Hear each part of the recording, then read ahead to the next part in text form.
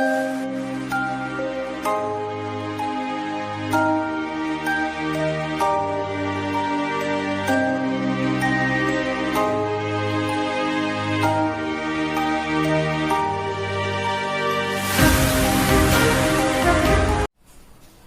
बच्चों, पिछली क्लास में हमने कक्षा 11 के भौतिक विज्ञान विषय में विभिन्न प्रकार की भौतिक राशियों जैसे क्षेत्रफल, लंबाई, आयतन, वेग, चाल, त्वरण, दूरी तथा विस्थापन इनको परिभाषित किया था।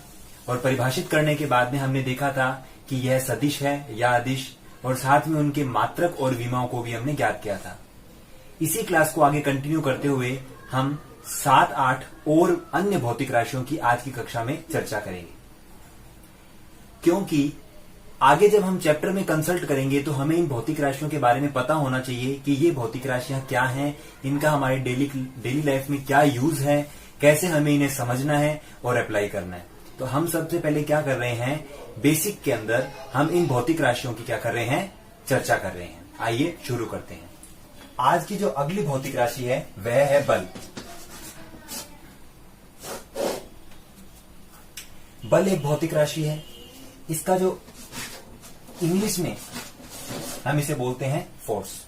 तो बल जो भौतिक राशि है उसे इंग्लिश में बोलते हैं फोर्स, और इसका जो नोटेशन होता है वह होता है कैपिटल एफ।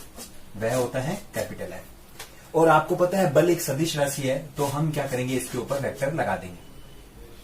अब यदि मेरे को इसको परिभाषित करना है तो मैं इसको कैसे परिभाषित करूंगा। इसे मान लेते हैं मेरे पास एक वस्तु है, और यदि इस वस्तु पर मैं कोई धक्का लगाता हूं या इसको खींचता हूं, पुश या पुल, पुश और पुल, तो यदि किसी वस्तु को मैं खींचता हूं या धक्का लगाता हूं तो ये वस्तु अपना स्थान परिवर्तित करके यहां पहुंच जाती है, इस स्थान पर। अर्थात इसने कुछ ना कुछ क्या किया, विस्थापन तय किया। तो कहने का मतलब है कि जब हम किसी वस्तु को धक्का लगाते हैं या खींचते हैं तो यह कोई आवश्यक नहीं है कि उसमें विस्थापन होगा ही।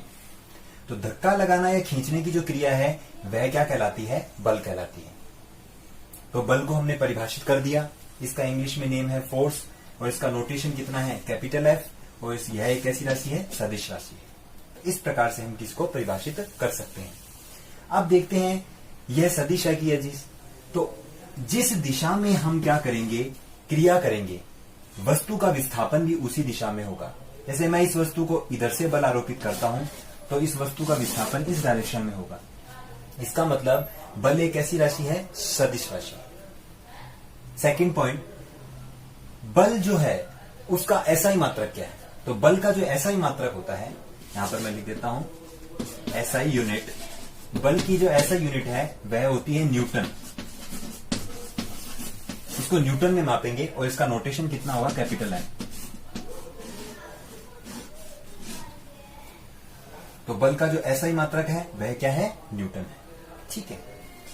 अब यदि हम बल का फॉर्मूला देखें वास्तव में, तो हम यहां से समझ सकते हैं कि यदि मैं किसी वस्तु पर धक्का लगाता हूं तो वस्तु में क्या आएगा, विस्थापन आएगा। इसका मतलब x आएगा, हम पढ़ चुके हैं, विस्थापन आएगा। और यदि ये विस्थापन समय के साथ में चेंजेबल है, मतलब जैसे जैसे समय चल रहा है वैसे वस्तु विस्थापित हो रही है, तो हम कह देंगे कि वस्तु में क्या होगा, वेग होगा, वेलोसिटी होगी। क्योंकि वस्तु चलेगी तो उसके अंदर वेग तो होगा ही, एक निश्चित डायरेक्शन के अंदर। तो वेग भी एक सदिश राशि। और यदि उसका वेग भी समय के साथ परिवर्तनशील है बल लगाने के बाद में, तो हम कह देंगे वस्तु में क्या है, त्वरण है। इसका मतलब यदि किसी वस्तु को आपको त्वरित करना है, उसको त्वरण देना है, अर्थात उसके वेग में परिवर्तन करना है, तो उसके ऊपर क्या लगाना पड़ेगा, बल लगाना पड़ेगा। इसका मतलब बल का संबंध डायरेक्ट किससे है, त्वरण से है। तो इसकी सहायता से हम क्या कर सकते हैं, बल का फॉर्मूला भी निकाल सकते हैं। बल का फॉर्मूला होता है F = ma। फोर्स सदिश राशि, त्वरण सदिश राशि, जबकि द्रव्यमान सदिश राशि नहीं है। इसका मतलब m द्रव्यमान के पिंड पर यदि आप धक्का लगाएंगे, फोर्स लगाएंगे, तो उसका वेग यदि परिवर्तनशील है तो उसमें क्या होगा, अवश्य ही क्या होगा, त्वरण होगा। इसका मतलब फॉर्मूला क्या बना, F = ma। वस्तु के द्रव्यमान और उसके त्वरण का जो गुणनफल है वह क्या कहलाता है, बल कहलाता है। यह बल का क्या हो जाएगा, फॉर्मूला हो जाएगा। तो बल का जो एसआई मात्रक है वह तो न्यूटन है, लेकिन यदि उसका नॉर्मल मात्रक देखें यहां से, तो बल का नॉर्मल मात्रक क्या होगा? द्रव्यमान का मात्रक कितना होता है? किलोग्राम। और त्वरण का मात्रक मैंने बताया था मीटर प्रति सेकंड स्क्वायर, मीटर प्रति सेकंड स्क्वायर। तो ये उसका एसआई मात्रक है न्यूटन, और kilogram into metre per second square किसका मात्रक है? तो बल का नॉर्मल मात्रक है, सामान्य मात्रक। और यदि मैं इसकी सहायता से विमा निकालना चाहूं, बल की विमा क्या होगी? तो बल की विमा क्या होगी? विमा निकालने का मैंने यहां पर तरीका आपको बताया था। ब्रैकेट्स लगाएंगे और यहां लिखेंगे एम एल एंड टी। यहां पर द्रव्यमान है, तो द्रव्यमान की पावर कितनी है? 1, तो यहां पे पावर लगा दूंगा मैं 1। यहां पे मीटर, मीटर का संबंध लंबाई से है, लंबाई की पावर कितनी है? 1, क्योंकि मीटर एक बार काउंट हो रहा है। उसके बाद में क्या है? सेकंड, सेकंड समय से संबंधित है, पावर कितनी है? 2। ऊपर जाके पावर कितनी हो जाएगी? -2, -2। इसका मतलब m1 L1 T -2 किसकी विमा है? बल की विमा है। तो हमारा अभी उद्देश्य यही है कि किसी भी भौतिक राशि को समझना, उसका मात्रक, एसआई मात्रक, और देखना है सदिश है या अदिश है, और साथ में उसका विमा भी हमें ज्ञात करनी। तो m1 L1 T -2 बल की क्या हो जाएगी? विमा हो जाएगी। तो बल से संबंधित सामान्य जानकारी हमने इस टॉपिक में की है। आप इस चार्ट को नोट कर सकते हैं।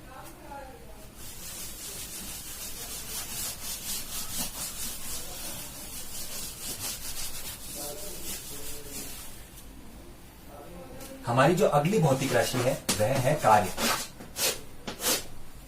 कार्य को हम क्या बोलते हैं इंग्लिश में? वर्क। और इसका जो नोटेशन होगा वह क्या होगा? W।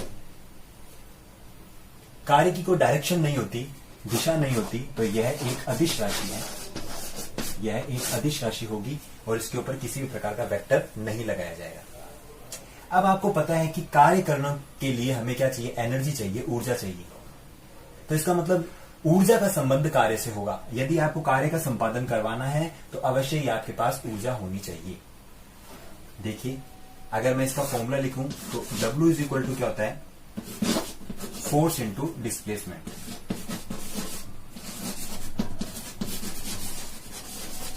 Force into displacement, F.x। यहां बल भी सदिश राशि है और विस्थापन भी सदिश राशि है। वैसे देखें तो यहां पर ये एक टॉपिक है अदिश गुणा और सदिश गुणा का, वो हम अगले चैप्टर में पढ़ेंगे, तो अभी यहाँ पर डिस्कस नहीं करेंगे। वैसे आपने 10th क्लास में पढ़ चुके हो कि जब यहाँ पे डॉट हटाओगे तो यहाँ पर क्या आएगा? cos थीटा आएगा। तो अभी हम नॉर्मल इतना ही समझ रहे हैं कि कार्य बराबर होता है बल इंटू विस्थापन। ठीक है, तो यहाँ पे क्या है? बल और विस्थापन का जो इसको बोलते हैं अदिश गुणा, डॉट का मतलब होता है अदिश गुणा का गुणनफल है, वह क्या कहलाता है? कार्य है। तो यदि हम यहां देखें कि कार्य को कैसे समझें, तो यदि किसी वस्तु पर हम उसके ऊपर धक्का लगाएंगे या बल आरोपित करेंगे तो अवश्य उसमें क्या होगा? विस्थापन हो सकता है। और यदि उसके अंदर विस्थापन होगा या उसमें विस्थापन लाना है या हम बल लगा रहे हैं, तो हम विस्थापन प्राप्त करने के लिए उसके ऊपर क्या करेंगे? ऊर्जा लगाएंगे, अपनी ऊर्जा उस पर आरोपित करेंगे। और यदि ऊर्जा खर्च हो रही है तो 100% क्या होगा? हमें आउटपुट में कार्य मिलेगा। इसका मतलब कार्य और ऊर्जा का आपस में क्या है? रिलेशन है। तो यदि मैं यहां पर इसका मात्रक देखूं, मात्रक, तो इसका मात्रक क्या होगा? बल का मात्रक अभी बताया था मैंने न्यूटन, और इसका कितना होगा? मीटर, विस्थापन का। तो न्यूटन इंटू मीटर किसका मात्रक हो गया? हमारे कार्य का मात्रक हो गया। और यदि इसकी विमा निकालें तो, यदि इसकी विमा निकाले तो मैंने आपको तरीका बताया है M, L और T। तो सबसे पहले मैं विमा निकालूंगा बल की। तो बल की विमा तो भी लास्ट मैंने अभी निकाली है, कितनी थी? M1 L1 T -2। और अब यहां पर साथ में क्या आ गया? विस्थापन। तो विस्थापन की विमा अलग से यहां लिख देते हैं। विस्थापन की विमा होती है L1। इसका मतलब L1 और L1 कितना हो जाएगा? L2 हो जाएगा। That is M1 L2 T -2। M1 L2 T -2, L1 और L1 कितना हो जाएगा? L2। M1 L2 T -2 कार्य की क्या हो जाएगी? विमा हो जाएगी, या विमीय सूत्र, जो भी आप कहें। जबकि बल का कितना होता है? M1 L1 T -2। अब आपको मैंने नॉर्मली ये भी बता दिया है कि कार्य का जो डायरेक्ट जो संबंध है वह किससे होता है? ऊर्जा से होता है, एनर्जी से होता है। इसका मतलब जो मात्रक कार्य का होगा या जो विमा कार्य की होगी वही विमा किसकी होगी, ऊर्जा की होगी। तो आप किसी भी प्रकार की एनर्जी को ले लीजिए, चाहे वह स्थितिज ऊर्जा है, गतिज ऊर्जा है, चुंबकीय ऊर्जा है, रासायनिक ऊर्जा है, ध्वनि ऊर्जा है, चुंबकीय ऊर्जा है, कोई भी जो एनर्जी है, ऊष्मीय ऊर्जा की कोई भी टाइप की जो आपकी एनर्जी होगी, ऊर्जा होगी, चाहे वो यांत्रिक ऊर्जा हो, उनकी सब की विमा कितनी होगी, m1L2 T-2। ये आपको नोटिस करना है। तो भौतिक विज्ञान में बेसिकली दो ही विमा या विमीय सूत्र बहुत इंपॉर्टेंट रहते हैं हमारे लिए। एक तो रहता है बल का और एक रहता है कार्य का या ऊर्जा का। तो बल की विमा है m1L1 T-2, जबकि ऊर्जा की या कार्य की विमा है m1L2 T-2। तो ये आप यहां पर गौर करके देखना कि कार्य का संबंध ऊर्जा से सदैव होगा। ठीक है। अब यदि मैं इसका नॉर्मल मात्रक देखूं, इसका कार्य का, तो कार्य का नॉर्मल मात्रक कितना था, बल का मात्रक अभी मैंने निकाला था किलोग्राम, यहां लिख लेते हैं। एक तो हो जाएगा न्यूटन टू मीटर, एक क्या हो जाएगा, बल का निकाला था किलोग्राम इंटू मीटर प्रति सेकंड स्क्वायर, तो ये निकाला था। और विस्थापन का कितना हो जाएगा, मीटर, तो मीटर और मीटर कितना हो जाएगा, मीटर स्क्वायर। इसका मतलब newton into metre, kilogram into metre per second square, ये इसके क्या है, मात्रक है। और यदि आप इसका ऐसा ही मात्रक देखें, कार्य का या ऊर्जा का ऐसा ही मात्रक देखें, तो यह होता है जूल। क्या होता है, जूल। ये छोटी कक्षा में आपने पढ़ भी रखा होगा कि कार्य का और इसका जो ऐसा ही मात्रक कितना होता है, जूल, और इसको कैपिटल जी से रिप्रेजेंट करते हैं। तो यहां पर हमने कार्य का कंप्लीट अच्छे तरीके से देख लिया है, परिभाषित किया है। आप इसे नोट कर सकते हैं।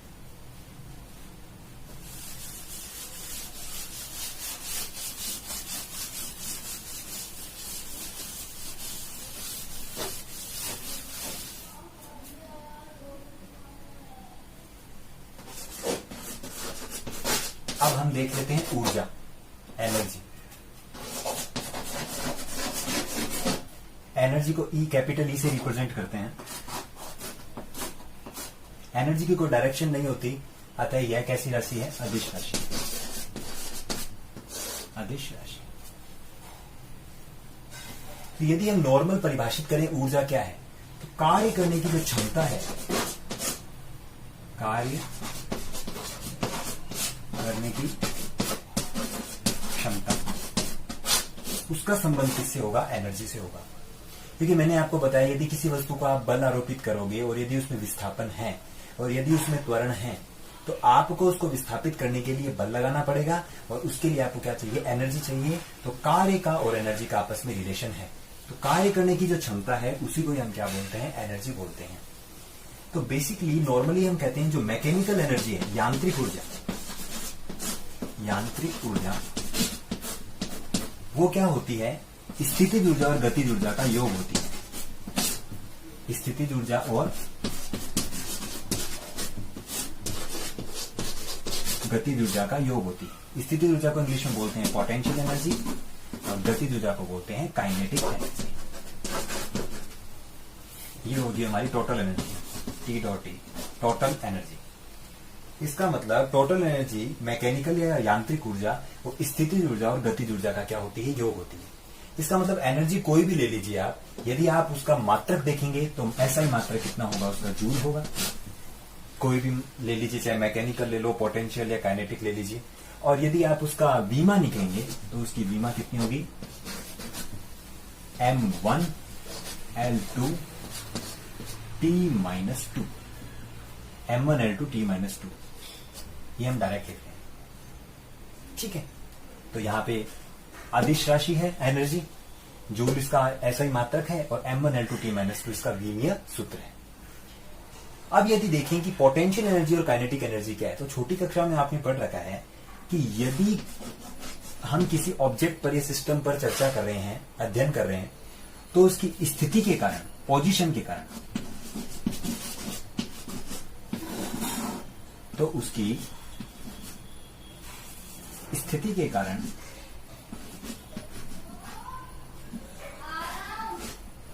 उसकी स्थिति के कारण या स्थिति से संबंधित जो एनर्जी है वह उसकी स्थिति ऊर्जा होगी या पोटेंशियल एनर्जी होगी। और यदि वह वस्तु या सिस्टम गतिशील अवस्था में है तो उसके गति से संबंधित या वेग से संबंधित जो ऊर्जा होगी जब वो गतिशील अवस्था में है वह होगी गतिज ऊर्जा। तो मैकेनिकल एनर्जी का फॉर्मूला है यांत्रिक स्थितिज ऊर्जा प्लस गतिज ऊर्जा। ये आपको नॉर्मली पता होना चाहिए। मैं स्टॉप कर देता हूं।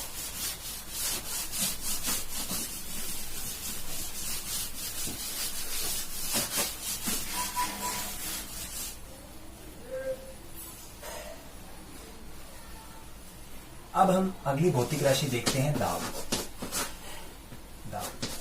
दाब को हम क्या कहते हैं? प्रेशर। और इसको P से प्रदर्शित करेंगे और यह भी एक अदिश राशि।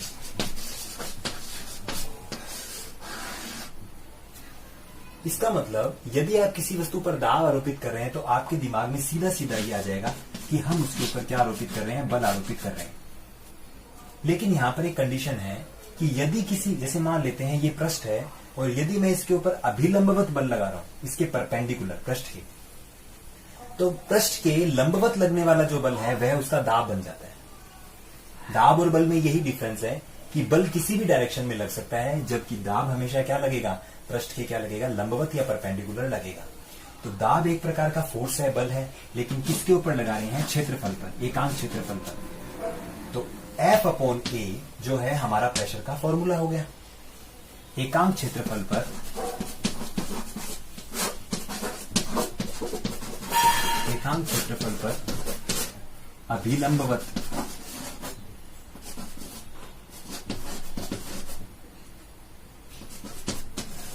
अभिलंबवत बल, ये दाब की डेफिनेशन हो जाएगी। जैसे यहां पर एक पृष्ठ बना लेते हैं और यदि आप इसके परपेंडिकुलर यहां पर फोर्स लगा रहे हैं, जैसे यहां पर परपेंडिकुलर फोर्स लगा रहे हैं, यहां परपेंडिकुलर फोर्स लगा रहे हैं, तो ये सारे क्या करेंगे? दाब करेंगे, प्रेशर करेंगे। दैट इज एकांक क्षेत्रफल पर लगने वाला जो बल है वही उसका क्या कहलाएगा? दाब कहलाएगा। तो दाब वाला जो कॉन्सेप्ट है ये बेसिकली हम ऊष्मागतिकी के चैप्टर में पढ़ते हैं। वैसे तो वायुमंडलीय दाब भी होता है और ऊष्मागतिकी के निकाय में हम क्या करते हैं? गैस के ऊपर चर्चा करते हैं, तो वहां पर ये भौतिक राशि हमारे पास काम आएगी। अगर इसका मैं मात्रक देखूं तो बल का जो मात्रक होता है वह क्या होता है? न्यूटन। बल का मात्रक होता है न्यूटन और एरिया का क्या होता है? Metre square. इसका मतलब न्यूटन अपॉन मीटर स्क्वायर क्या हो जाएगा? दाब का क्या हो जाएगा? मात्रक हो जाएगा। और दाब का जो ऐसा ही मात्रक है वह होता है पास्कल। आपने छोटी कक्षा में पढ़ भी रखा होगा पास्कल, ये उसका होता है ऐसा ही मात्रक। ये मैं ब्रैकेट में करते हूं।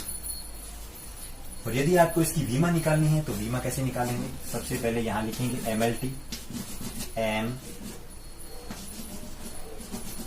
L और यहां लिखेंगे T।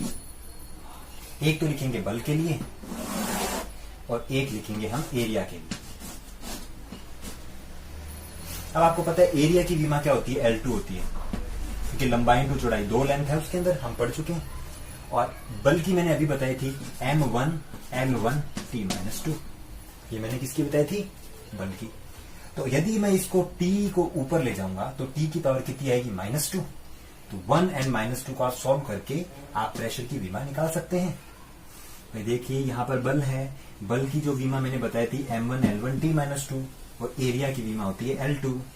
तो यदि L2 ऊपर जाएगा तो L की पावर कितनी हो जाएगी? -2। देन 1 और -2 कितना हो जाएगा? -1। तो यहां पर मैं वीमा लिख देता हूं इसकी M1 L-1 एंड T-2। ये हमारे प्रेशर की क्या हो जाएगी? वीमा हो जाएगी। वीमा, मात्रक, एसआई मात्रक, डेफिनेशन, फॉर्मूला, हमने सब इसको अदिश सदिश अच्छे तरीके से डायग्राम से इसको डिस्क्राइब कर दिया है। ये है प्रेशर।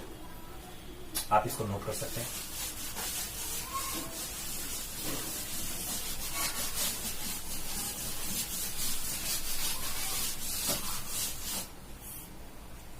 नेक्स्ट आते हैं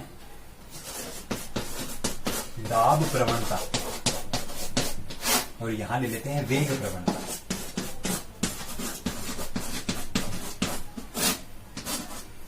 अब ये आपके लिए एक नया वर्ड है, प्रवणता क्या चीज होती है। यहां पर आप दिमाग में रखें, दो चीज होती है, एक तो होती है दर और एक होती है प्रवणता। जैसे मैंने कहा था विस्थापन में परिवर्तन की दर x/t, ये क्या था, वेग था। मैंने बोला था वेग में परिवर्तन की दर v/t, वो क्या था, त्वरण था। ये सब आपने पढ़ लिया। इसका मतलब जब हम किसी भी भौतिक राशि का परिवर्तन समय के साथ में लेते हैं तब हम उसे कहते हैं दर। ये आपको ध्यान रखना है। कोई भी भौतिक राशि है, यदि आप उसका परिवर्तन ले रहे हैं समय के साथ में तो हम बोलेंगे दर कार्य कर रही है। और यदि हम प्रवणता के अंदर जा रहे हैं तो प्रवणता का मतलब होता है किसी भी भौतिक राशि का परिवर्तन। कोई भी भौतिक राशि जो अपन ले रहे हैं उसका जो परिवर्तन है वो दूरी के साथ, इसके साथ में दूरी के साथ, ये आपको ध्यान रखना है। भौतिक राशि का परिवर्तन दूरी के साथ में क्या कहलाता है, प्रवणता कहलाता है। तो यदि मैं यहां पर दाब प्रवणता की बात करूं तो दाब प्रेशर का दूरी के साथ में, दूरी को हम आर ले सकते हैं, दैट इज P/r। वेग प्रवणता का लेना है तो V/r। तो आप इसे समझ सकते हैं कि यदि किसी भौतिक राशि का परिवर्तन आप दूरी के साथ में ले रहे हो कि जैसे जैसे दूरी चेंज हो रही है भौतिक राशि के मान में क्या परिवर्तन आ रहा है, उससे संबंधित भौतिक राशियां है दाब प्रवणता और वेग प्रवणता, P/r एंड V/r। इससे अब यदि आप मात्रक निकालना चाहो तो दाब का मात्रक कितना था, पास्कल, और दूरी का कितना है, मीटर, तो पास्कल/मीटर। ये इसका क्या हो जाएगा, मात्रक हो जाएगा, पास्कल/मीटर। वेग प्रवणता का लेना है तो वेग का मात्रक कितना होता है, मीटर पर सेकेंड। वेग का मीटर पर सेकेंड और दूरी का कितना हो जाएगा, मीटर। आप इसको सॉल्व करके भी देख सकते हैं।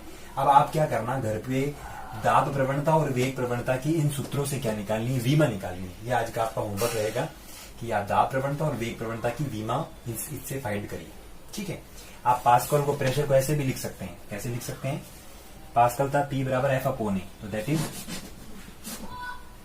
N/मीटर² अपॉन मीटर। इसको कैलकुलेट करके भाई पास्कल का हो गया N/मीटर² और दूरी कितनी हो गई, दूरी मीटर में आएगी। तो इनको सॉल्व करके आप वी में सूत्र को आप ज्ञात करेंगे।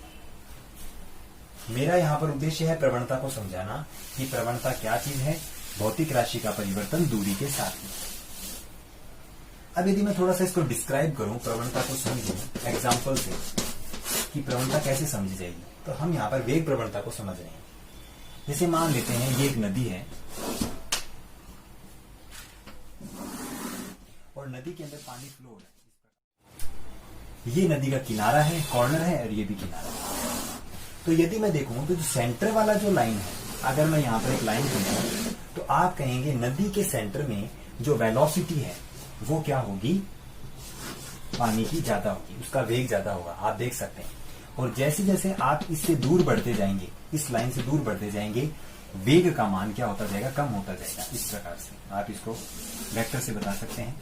इस प्रकार से वेग की वैल्यू क्या होती जाएगी, कम होती जाएगी वेक्टर से। इसका मतलब सेंटर पार्ट में जो पानी का वेग सबसे ज्यादा होगा, जैसे थोड़ा और ऊपर जाएंगे, धीरे धीरे ऊपर जाते जाएंगे, ये जो वेलोसिटी वेक्टर है इसकी जो मान है इसका क्या होता जाएगा, कम। और यदि आप देखेंगे तो सतह के ऊपर एकदम जो तट होता है वहां पर पानी एकदम बहुत धीरे चलता है कंपैरेटिवली सेंटर के। ऐसा ही आप इधर भी कर सकते हैं, वेक्टर से नोटेट कर सकते हैं इस प्रकार से। और किनारों पर जो पानी का वेग होता है वो क्या होता है, बहुत ही कम होता है। इसका मतलब दूरी के साथ में हम क्या कर रहे हैं, देख रहे हैं कि वेग में क्या आ रहा है, परिवर्तन आ रहा है। कैसा परिवर्तन आ रहा है, वेग का मान धीरे धीरे क्या हो रहा है, कम हो रहा है। तब यहाँ पे हम वेग ना लेके कैसी भौतिक राशि का उपयोग करेंगे, वेग प्रवणता। ठीक है।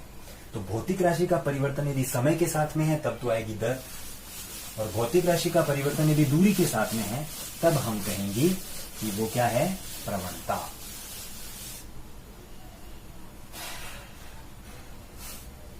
अब हम आते हैं संवेग पे।